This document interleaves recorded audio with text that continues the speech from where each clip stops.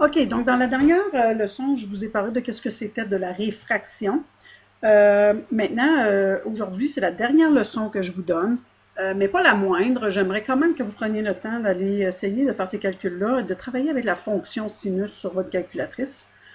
Aujourd'hui, en fait, c'est la façon mathématique de regarder la réfraction. Et ces mathématiciens, ben, en fait, il y en a deux, c'est Snell et Descartes, qui ont en fait le lien entre la lumière incidente, la lumière qui arrive et qui change de milieu et qui est réfractée. Alors, très important peut-être pour terminer aussi, pour bien comprendre c'est quoi la réfraction et aussi comment faire les problèmes de la loi de Snell. Vous irez voir la directive du EAV en bas, à la fin du document. Là, il y a vraiment un bon tutoriel qui explique plein de phénomènes aussi de qu'est-ce que c'est la réfraction et toute la marche à suivre pour résoudre un problème en te servant de la loi de Snell. Et puis, autre chose que je dois mentionner, tu vas avoir besoin sur ta calculatrice des fonctions sinus. Et puis, vous l'avez toutes sur votre téléphone, là. Et assurez-vous par contre que si c'est pas sur ton téléphone, qu'en haut, là, tu fais un reset sur ta calculatrice pour t'assurer que tu sois en train de mesurer les angles en degrés. Ça doit être un petit D en haut, un DEG pour DEG. Okay? Fait des petites choses juste avant de commencer pour avoir les bonnes réponses. Je te rappelle quand on parle de réfraction, c'est quand la lumière part d'un milieu, le milieu incident, comme l'air, souvent pour nous, et la lumière rentre dans un deuxième milieu transparent, donc dans lequel elle peut voyager. Et ce milieu-là, étant donné qu'il n'a pas la même densité que le milieu incident, bien, il va faire changer la vitesse du rayon de lumière et ça fait donc dévier la trajectoire de la lumière dans le deuxième milieu. La lumière peut passer d'un milieu moins dense à plus dense, comme qu'on verrait ici, ça veut dire comme par exemple de l'air à l'eau, mais ça pourrait aussi facilement passer de l'eau à l'air.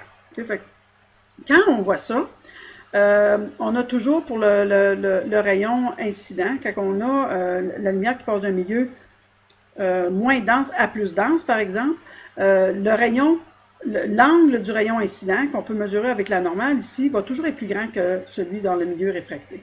Puis si c'est l'inverse qui se produit, ça serait le contraire. Okay? Donc, il est possible de déterminer la vitesse de la lumière dans un milieu réfractant. On a vu une équation hier avec le n est égal à c sur v, où c, c'est la vitesse de la lumière dans le vide ou dans l'air, comparativement à la vitesse de la lumière dans n'importe quel autre milieu. Et ça nous donne toujours, à ce moment-là, l'indice de réfraction du milieu réfractant. Okay?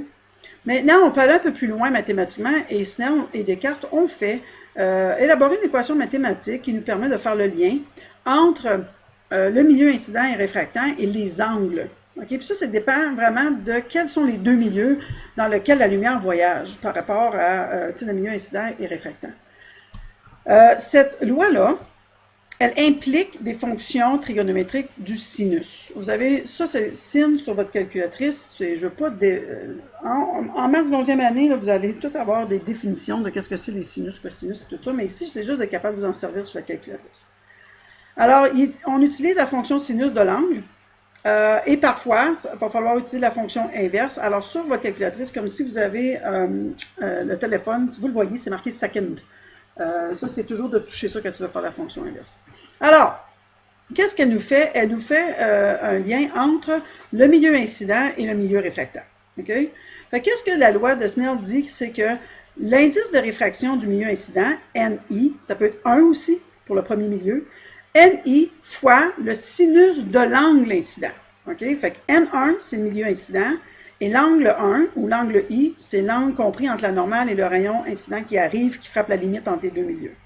Donc, N1 fois le sinus de cet angle-là est égal à la même chose de l'autre côté. Ça veut dire l'angle, l'indice de réfraction du milieu réfractant fois le sinus de l'angle de réfraction. Okay? C'est simplement ça que ça dit. Le sinus accompagne toujours l'angle. Okay? Les indices de réfraction, je pourrais mettre un fois ici, là, entre. Okay? Même chose ici. Alors, les données sont toujours 4 valeurs. Puis dans le problème, tu vas toujours en avoir 3 sur les 4, tu cherches toujours un inconnu. C'est soit qu'on va te demander de trouver un indice de réfraction ou un angle. Pas un sinus de l'angle, un angle. Les angles sont exprimés en degrés. Un rayon de lumière, je vais vous faire un premier exemple. Et dans le tutoriel sur le EAV, il en explique un autre problème et exactement pareil en faisant toutes les étapes aussi. Alors, un rayon de lumière qui se propage dans l'air, milieu incident, frappe la frontière avec de l'eau, comme un lac par exemple, et frappe à un angle de 35 degrés. L'angle toujours mesuré avec la normale.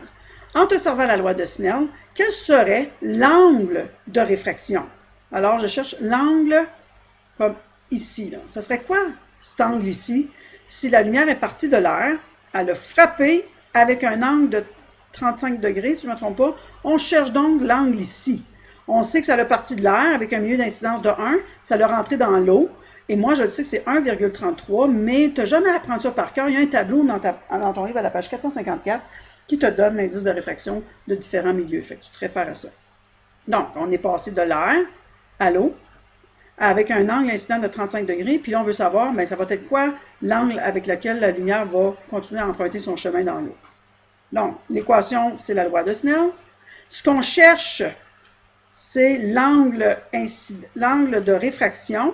Alors, on doit isoler le sinus de l'angle, parce que le sinus accompagne toujours l'angle. Donc, ce que je dois faire, c'est de prendre mon NR et l'envoyer de l'autre côté du signe d'égalité. Et vu qu'il multiplie ici, il va aller diviser l'autre côté. Donc, je vous ai déjà dit, je mets toujours mes données une fois que j'ai isolé ce que je cherche. Okay?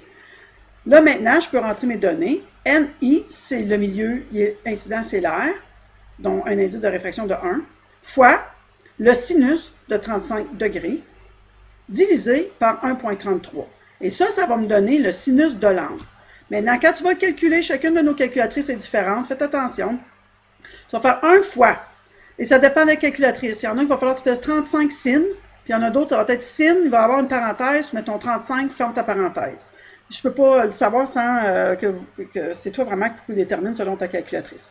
Mais quand tu vas faire ce calcul-là, si je le fais là, en même temps que vous, si je fais 1 fois, moi, sur le fond, il faut que tu fasses 35, puis après ça, tu fais sin.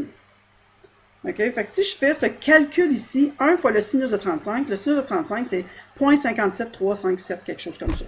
OK? Et là, tu vas diviser cette valeur-là par l'indice de réfraction de l'eau qui est 1,33 et ça va te donner une réponse de tout ça ici. OK? J'ai arrondi là.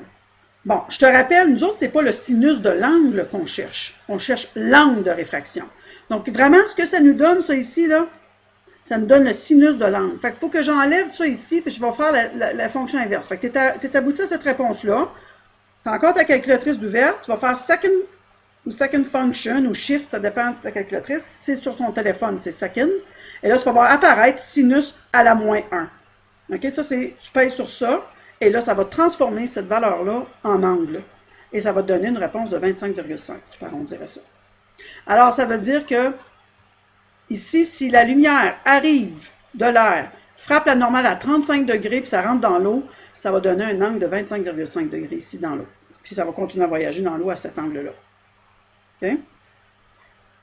Maintenant, cette loi de Snell-là nous permet de trouver un angle. Si tu cherches un angle, il va toujours falloir que tu fasses la fonction inverse du sinus. Cette équation-là aussi nous permet aussi de déterminer un indice, un N. Okay? Fait que si on a un rayon de lumière qui passe de l'eau à un verre inconnu, okay?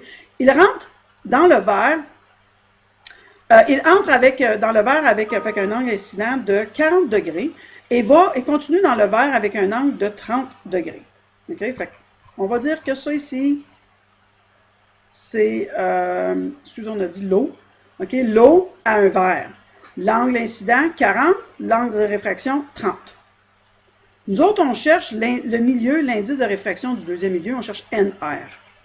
C'est ça qu'on cherche. On sort nos données. Je vous dis, on a toujours 3 données sur 4. On sort les données. NI, c'est de l'eau. Fait que le milieu incident, c'est l'eau. Fait que c'est 1,33, page 454. NR, c'est ça que je cherche. Je cherche l'indice de réfraction du milieu réfractant. La lumière est arrivée à la limite entre les deux milieux à 40 degrés. Puis là, dans le verre inconnu, elle poursuit avec un angle de 30 degrés. Fait que angle incident 40, angle de réfraction 30 degrés. La loi de Snell, j'écris toujours mon équation. Ensuite, j'isole ce que je cherche et je cherche NR. Donc, il va falloir que je prenne tout le sinus de l'angle R et je l'envoie ensemble de l'autre côté. Et le multiplie ici va les diviser. Fait que j'obtiens donc l'équation, si tu veux, réaménagée. Alors, NI, l'indice de réfraction du milieu incident fois le sinus de l'angle incident divisé par le sinus de l'angle de réfraction. Donc, je mets mes données. 1,33 fois sinus de 40 degrés, tu peux faire égal, divise ta valeur par sinus de 30 degrés et tu vas obtenir directement l'indice de réfraction et tu devrais avoir 1,71. Donc, je rappelle, tu fais, il n'y a pas de sinus inverse à faire ici, c'est vraiment de rentrer 1,33 fois, rentre ton angle la plupart du temps, 40 sin, OK? Ça va donner 0,8549, divise ça par le sinus de 30 degrés, 30 sin, égal 1,71, arrondi. Donc, c'est l'indice de réfraction du verre dans lequel la lumière, elle est entrée dedans. OK? C'est les deux problèmes typiques que tu vas avoir avec la loi de Snell. Tu cherches un angle ou tu cherches un indice de réfraction.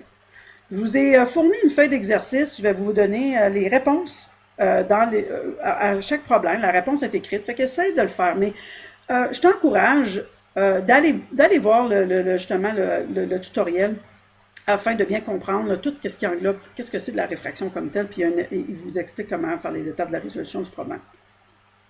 Dernière leçon. Donc, passez des belles vacances d'été.